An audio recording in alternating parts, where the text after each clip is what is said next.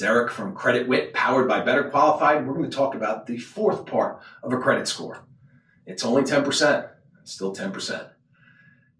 What is it? What do you think it is? What's left? What's left in there? Right? You have types of credit. How many types of credit are there? There's two. You have revolving and you have installment. What's the difference? Revolving.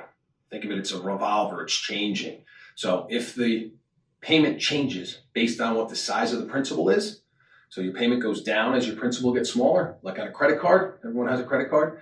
If you have a credit card and your payment becomes smaller, that's a revolving debt. Okay? An installment debt doesn't change. So if you have a car, right? You have a student loan, you have a mortgage. If it's a fixed mortgage, that rate stays the same.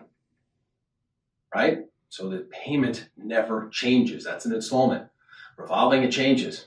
Those are big part of your credit score. You want to have a little bit of each. So have some credit cards, 2 or 3.